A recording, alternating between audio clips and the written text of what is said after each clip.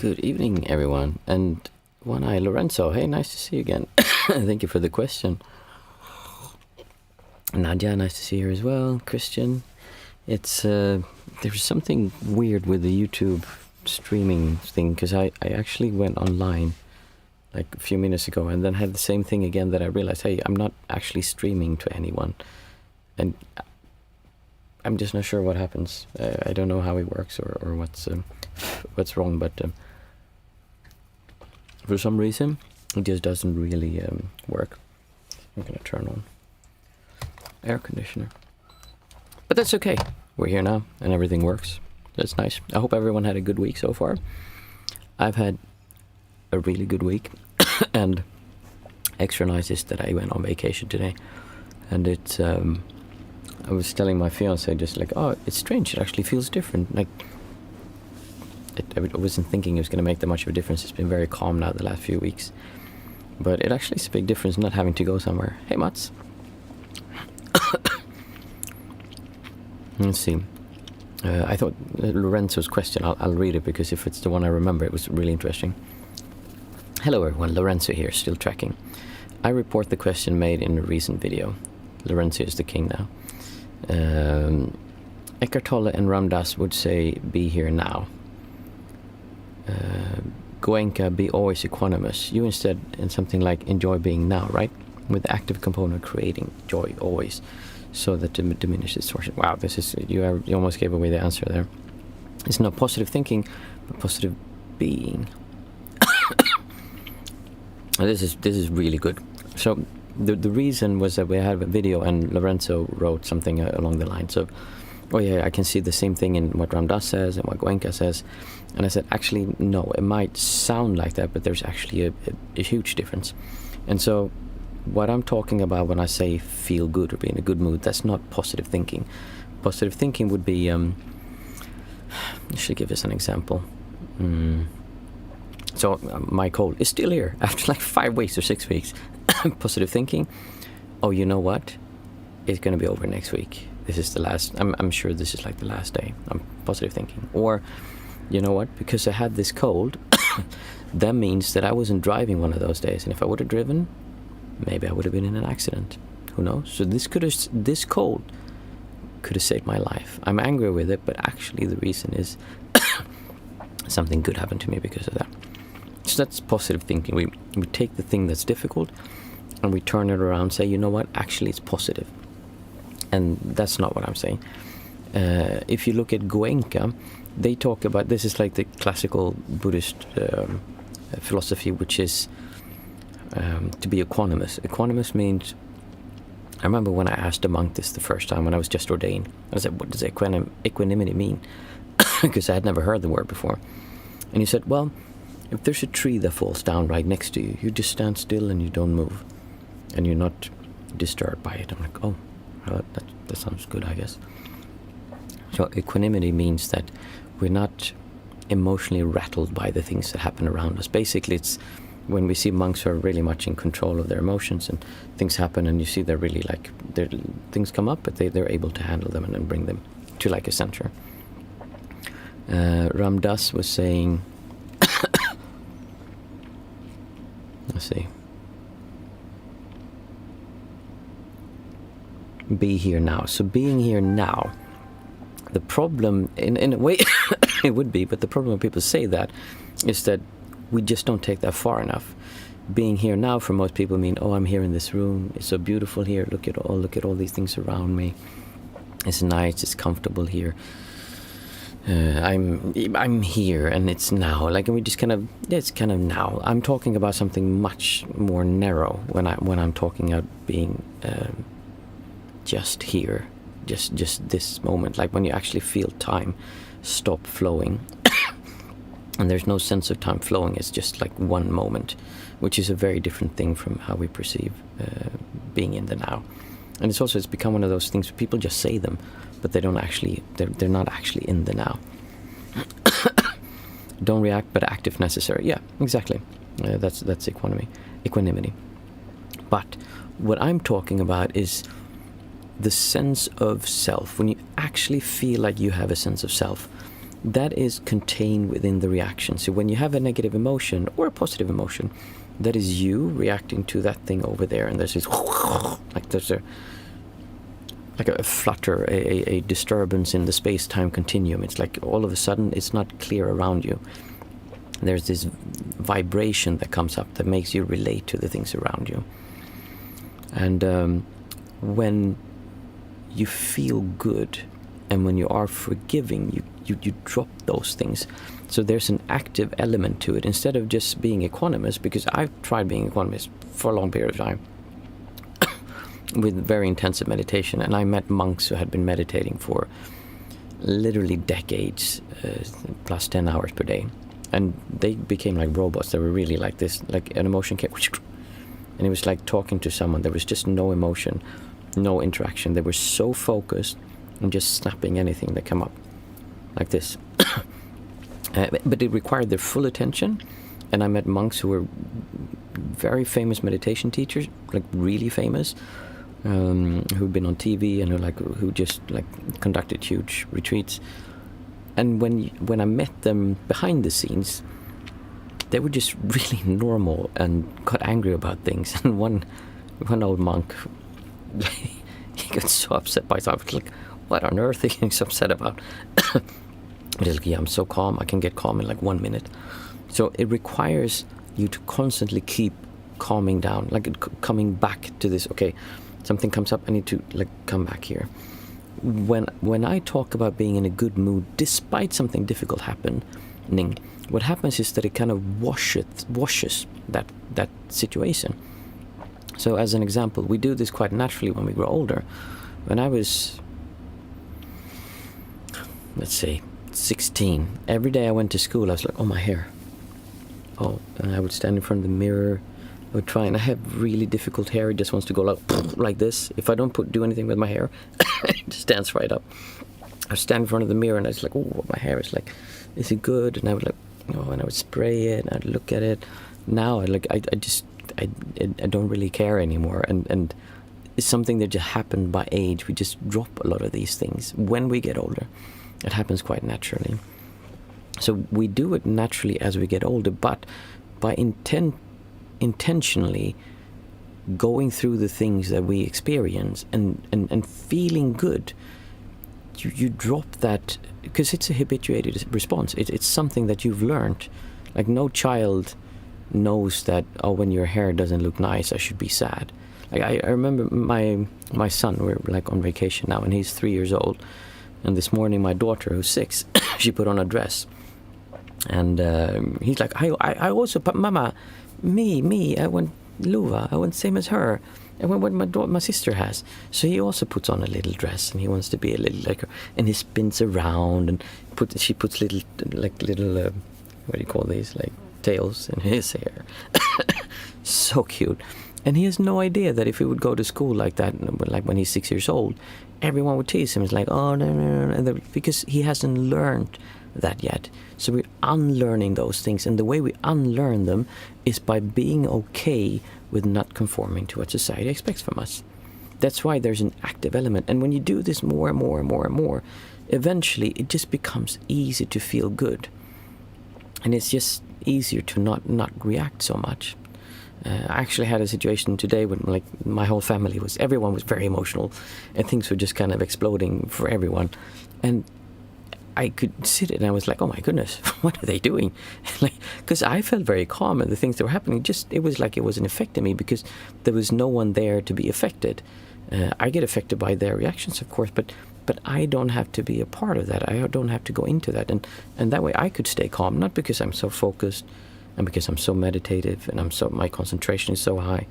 No, because I've watched that over and over and over, and now like the last few weeks I've been in one of these states where it's just very easy to be non-centric, and life's become so much more enjoyable, and it's just nicer to be alive and meeting people, talking to people. You don't have to defend your position. You don't have to go in and get into arguments. It doesn't matter if people look at you or talk to you, or you're fine just sitting still and just being there. So the active component in what you're talking about, Lorenzo, is that we actually turn towards joy, that we actively And it's not like, oh, I'm happy because this happened. No, it's a feeling of well-being just because you're alive. It's nice to be. Just to be, not because of, but just to be. It's this is one of those things. It's just difficult to explain until you start experiencing it, because then it's like, oh, it's not actually positive thinking. Oh, I'm gonna get something from this in the future, or this actually is something good, or something. No, it's just when you're just alive and you don't have to go there, do that, be here. It's actually like being on vacation. When you go on vacation, that feeling of I don't have to be anywhere, the feeling of everything is new, that is very much what it feels like, just to enjoy being here. Let's see what people wrote. Hey Mats, oh by the way, I have something strange on my back. I have these. I'll tell you later what they are. Like this.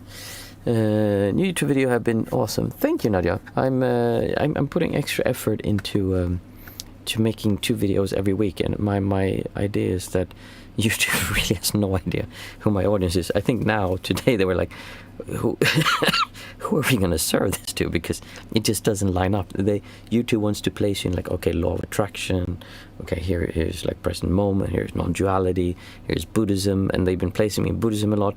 But that doesn't really work, so they're having a hard time. So I figured if I just release lots of videos, maybe they will figure out a niche for me. Mats, just had the best Indian food ever. It tasted doubly good because my friend paid for our food. That is the best kind of food, I agree. Don't react, but yeah, that was that one. Good evening, my mother. I was wondering, we spoke about if you get angry, we tend to think it's the other person who did this to me, or the situation isn't right, etc. And you said feel it and realize it's you and all of you. Do I go into the feeling first and then realize I am the feeling in the anger? It's me. Somehow I feel I'm bypassing my feelings because they move so much quicker away. But it's also very helpful. First of all, Lorenzo, did I answer your question? There was a really roundabout way to get to it, but you're basically right in saying that there's an active component to it, and just being neutral leads nowhere. Just being centered doesn't really lead anywhere, because as soon as you stop being centered, the waves start coming again. There has to, and this was always my approach that I just never had anyone answer to me while I was a monk. How do I get it to last? The idea is that we're not doing an activity, my meditation, that makes it so that while we're doing it, we're focused, we're not suffering. No, we're supposed to do something to take away this thing that causes the suffering. And that's just not how it seems to happen. They do it by changing their beliefs, but then everyone in the world should change their beliefs to my beliefs, and that's just never going to happen. And my beliefs, whatever they may be, there's so many beliefs. Like, how do I know I have the right beliefs? And it's just a mess. But this is something that when you do this and you really look at this and you focus on enjoying being here, even though things suck and they're difficult, and enjoying just being, not doing or like the life experience, but just the life story, but just the experience of being alive, then this feeling starts coming up. Yeah, new videos are awesome. So you don't advise Goenka? Yeah, I think you answered. It's okay to summarize it and enjoy being now. Kind of. It's like, it's not that you are now, because you aren't at all. It's just well-being without anyone being in it. It almost gets into semantics. When we experience it, it makes much more sense. But yeah, sure, enjoy being now, but really focusing on the enjoying part. There's more to it, but I like that. Turn this on. It's gonna get too warm, and then I'm gonna stop coughing at least, hopefully. This is also a lot like increasing your energy or manifesting joy. The thing is, what we call energy disappears when you're non-centric. There is no energy. It's just no. And when I talk about energy, I mean like Kundalini energy that disappears. That seems to be more of a disturbance than something positive. Or maybe it's like energy flowing through us, and when we feel it, it's just because we're squeezing it in a certain way. But what people call energy, that's not what I'm talking about here. And it's not manifesting joy as in I'm bringing joy from the outside. It's the feeling of if you're out hiking, when you just go out of the tent, if you're sleeping in a tent, and you open the tent in the morning and you go out and you go, and you open your eyes and you look outside and there's a sunrise and the birds are singing, and you're just standing there and you go, wow, this is so beautiful. And you just look around and there's peacefulness. You don't need to go anywhere, don't need to do anything. It's enjoyable just being. That's the feeling I'm talking about. Let's see, Mindful Mama. We were talking about anger, yes. So if I get angry, we tend to think, yeah, it's the other person doing this to me. They're making me angry. And no problem. And it's me somehow feel bypassing. So it feels like that in the beginning, because they just go away, and we believe. Let's give an example. Let's say there's an argument. Like I'm having an argument with someone. They said something to me and it hurt me. I feel like, oh my goodness, they mistreated my side of the story so much, and they're not giving enough weight to what I believe in. And oh my goodness, how can they do this to me? They were right, but they should have listened more to me. I should have been taken more. They were too blunt in their answering. They should have done it differently. So I feel like this is difficult, and it's like hitting something inside of me. Now, if I look at that, I can say, okay, I am here. There's this person over there saying something to me, and it's like that feeling is almost attacking me. It's like it's coming to me. It's like, ow, ow, ow, ow. You remember when we were sleeping, you're like hitting ourselves? Well, we were talking about last time. Matt sent a really hilarious, what was it? A image or a video. I can't remember. I think it was a video on Discord channel. So it feels like they're attacking us.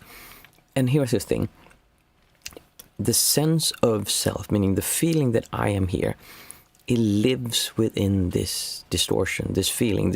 Oh, I'm not being seen. This is happening to me. They should have done this. That is you. That is literally the feeling of you is withheld within this distortion, kind of. So when that distortion drops, you disappear. And now when we say like, okay, I'm going to let go of that, and I feel I'm here, I feel the son of a bitch is over there, they did this to me, okay, I can move into it and see like, okay, this is me. This is me. I'm really like in this feeling. They're doing this to me. I'm doing this to myself because I am that feeling, and in a way that feeling is me. There's just like no difference. It's the same. You're contained within the feeling, and you are that feeling. And when that drops away, you get this loose feeling, and then the mind comes back and says, no, wait a minute. It's not okay to just give up, because who would I be if I just let that bastard do this to me? No. We need to analyze this. We need to go and think about it. I need to go to therapy. I need to go and talk to someone. They need to validate and justify my position when what I say, and show that I also am out of throat pills. We can't just let go of it, because that would mean that we let go of the sense of self. That's the reason it's so difficult to let go of trauma, of old stories, of things other people did to us, because we're letting go of the self. We're literally letting go of the feeling of this is who I am. And that's a really difficult thing to do. But if you enjoy being here, if you are practicing being forgiving, and otherwise the Ho'oponopono is a good way of doing that. I'm sorry, please forgive me, thank you, I love you. If you do that, then that kind of erases this distortion, this feeling and this pressure, and then you drop away, and then you'll experience non-centricness, and then it just makes no sense to feel bad. It's like, why would you do that? It's just so dumb. But it's so difficult not to do it, because we get sucked into it, like, and there's this struggle kind of, and we learn, but eventually it's a way of using your awareness, of seeing things differently, and really feeling, okay, I'm feeling this pressure, and most people just feel that like, oh, that feels bad, And so because of that, they take all these actions. They write emails and tell everyone what a bastard, or a common friend. Do you know what he did? And we go on Facebook and we write like long stories and we tell like, oh my goodness, he did this. And then he did this. And can you believe? I would never do that. No, I wouldn't. And then 50 people go in and say like, oh, you're so right. Oh, poor you. Like, oh, how could he do this? Oh, how could she do this? No, they're terrible. You are right. So we're just feeding this whole process and making it even worse instead of breaking it and letting go of it. But we don't want to do that because that means you're letting go of the self. So it's not that you're bypassing the feelings. It's more that you fully allow them to come. And when you do, there's nothing there. That's the whole problem. Everything we're so scared about is just, there's nothing there. And when you're really able to move into your feelings, meaning just feeling them, instead of going, oh, what did he do? Oh, I'm gonna feel this. Oh, this is uncomfortable. Okay. You hold my hand. I'm going to go and talk to my therapist here for 50 times, 10 times, and then they're going to say like, okay, you can look at this now. And we look at it. Instead of doing all of that, we just see, wait a minute, this is me. It's not him doing it to me. It's she doing it to me. I am that feeling. That feeling is a part of me. It is me in many ways. And then you don't resist it, and then you just go, whoosh, and then it's gone. And then we go again like, hey, wait a minute, it couldn't be that easy. This is why I believe all forms of therapy work. If you believe in the system I'm talking about, the reason why absolutely any kind of therapy would work is because it gives you a reason that's good enough for you to believe. And it's framed in such a way that you believe. So there's some people who do something called, what's it called? Prenatal birth therapy. So it's basically going into like when we were in the stomach, something happened, you had a trauma because you lost a brother or a sister in your stomach. There was trauma when you came out of your mother's womb, and that's why you have all these problems, because you feel so lonely because you lost a sibling in your stomach. And you go, oh my goodness, this makes so much sense. I've always felt lonely. That's why I was lonely in my stomach. And if you believe that, then you go, okay, I can forgive, I can heal, and you have all these rituals, you light candles, saying forgiveness to your sister or brother that passed away, and now I can move on. You're just giving yourself a good enough reason to say, oh, I'm okay, I don't need to feel bad about this. I'm just saying, skip all of that crap and just feel good. And really practice doing this, and don't do it with like, okay, I was abused as a child by my parents. Like that's, well, you can do that, but like don't take the big things first. Take it more like, my child threw a sock in my face this morning. That's like a little bit easier. Mindful Mama is just amazing because it just pops away I experienced. If I'm aware enough to not get dragged in too far, that makes me a bit confused. Yes, it tends to do. I'm having an anger issues, and this is so helpful. Thank you. You're welcome. Especially in the heat of the moment, because it often comes up very quickly, and I don't have time to sit down and feel it deeply through and through, observe everything, etc. But being aware of that, I am the feeling. It's a quick fix for the moment. It's not even a quick fix for the moment. If you do this enough, it just won't come back to me anymore. That's the thing. Every time you allow yourself to feel this and you move towards feeling good, eventually it's kind of... Imagine if you feel, I look good. I'm happy with how I look. And you start out and you're like a little bit, I feel pretty good about how I feel. And then you become a teenager and all your friends say, oh my goodness, you look gorgeous. You look so beautiful. You look really good. And then you have a boyfriend and he says, oh my goodness, you're disgusting. Oh, I just can't stand seeing you naked. Oh, I don't like looking at you. Ew. And you go, oh, wait a minute. Like, what's this? The difference between feeling good because everyone tells you, like, you look beautiful and you're so nice.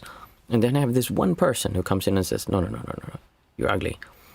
And if you believe them, you will feel so bad. But some people choose to do this.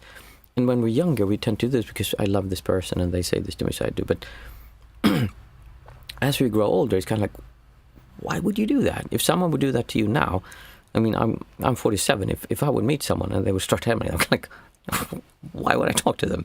Why would I be with them?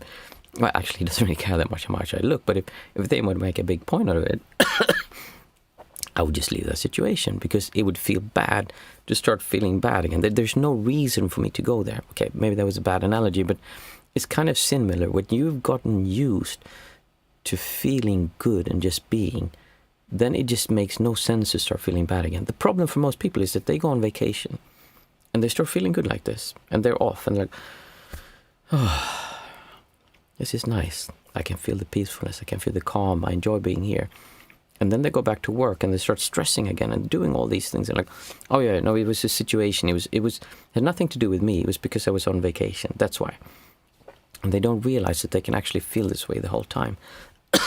So by practicing and doing this over and over and over and getting better and better at it, eventually it just makes no sense to feel bad. It just doesn't. And it's not that you have to convince yourself like, oh, I don't feel bad. Like, that's the opposite. No, you should really allow that bad feeling to come, and you'll notice there's nothing there. Let's see. Christian said something. Yes, the videos was much appreciated. I've been thinking a lot this week about the question, what is stopping me from feeling good right now? Apart from that damn crown. Yeah, exactly. You need to type more, Christian. You need to type more. One eye, yes, but I think using a 3 viewpoint that is not really external, that you have to see it. Well, if not detached, at least to be strong.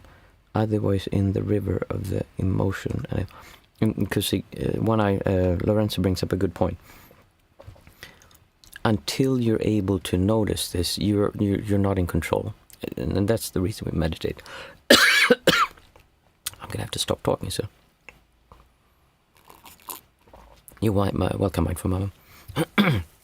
So the problem is, for most people, they're not aware of the process and what's happening. They just kind of follow and get I get this feeling, and they like throw out their shit everywhere. And then, oh, this person I feel good towards, oh, I'm going to leave my spouse, leave my children, and I'm just going to follow love and go with them. And then 6 months later, like, wait a minute, what was that? Oh my goodness. Oh, there's something new here. All this, I'm following that. Or I'm getting this anger and I'm just spewing it on the world. But now it's love. And like, I'm throwing my love to the world.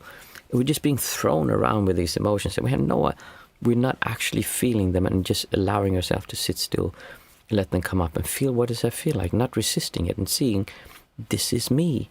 I'm not feeling love because of that person. I'm allowing myself to feel this love because I look at that person. But I am allowing myself. I am that feeling.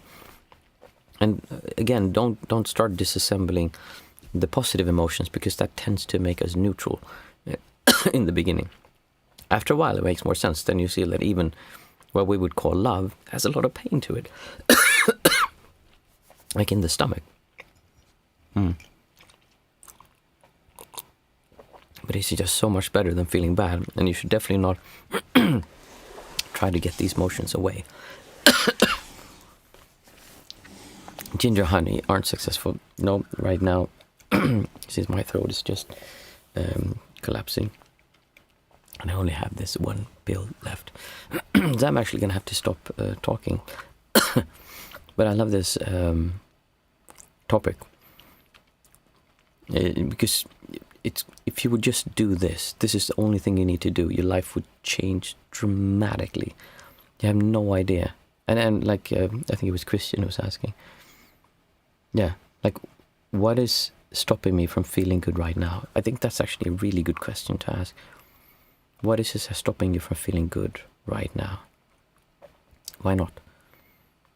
And then when you stop believing that the world around you needs to be a specific way, even like for most people, we're just talking about, oh, I don't have the new car. I don't have, like, most of us sitting here, we have a roof overhead, except for Lorenzo, who's out camping.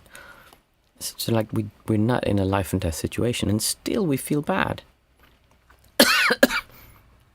For Mama, fun you bring this up, because I have been a bit messed up by the spiritual scene, where you should follow your heart, go with the flow, and act instead of suppress. It just seems so weird now. Yeah, it's completely messed up, and it ruins a lot of people and a lot of relationships and lives, unfortunately. Accept is not either or, act or suppress. It's feeling it without react, but act. I'm sorry, my voice just disappeared. Shall we just sit? I'm not sure I can do the 5, 4, 3, 2, 1. Well, we can. Let's just do. Let's just do. I'll just say 5, and you say out aloud 5 things you can see, and then we do the other. I'll say it. So 5 things we can see. Keys.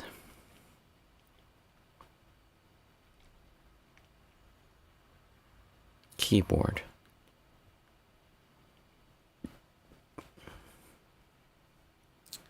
Pens. Buddha statue. Flowers.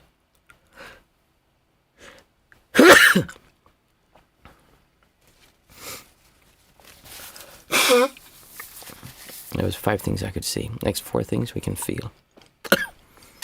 Sofa. My suction cups.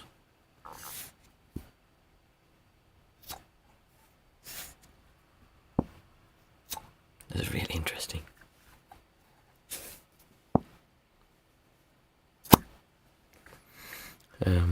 My beard.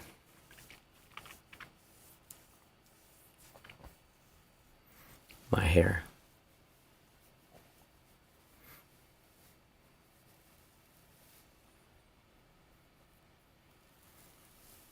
Now I'm gonna put myself to sleep.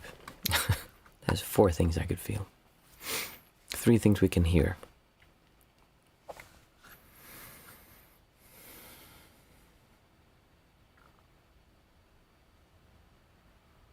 A car.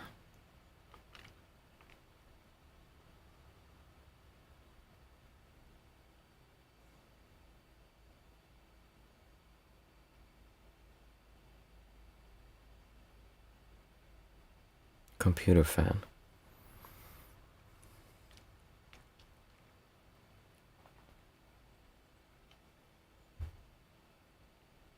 A door slamming. There's 3 things I could hear. Next 2 things we can smell. Thank you, Mats. Sweat.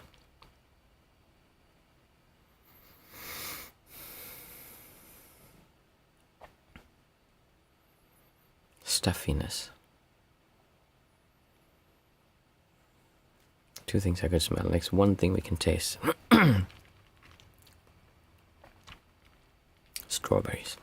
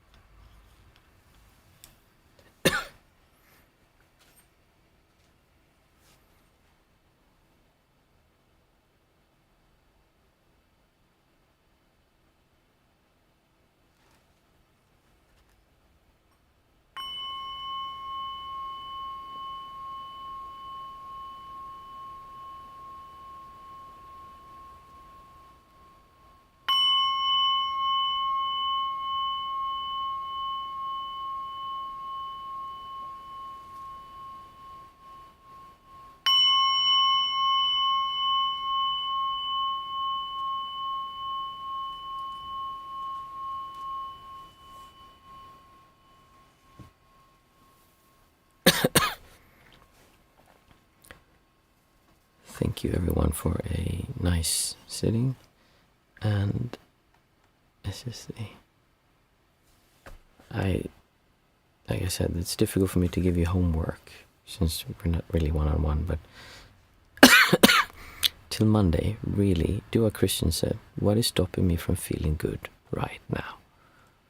What is it that's stopping you from feeling good right now?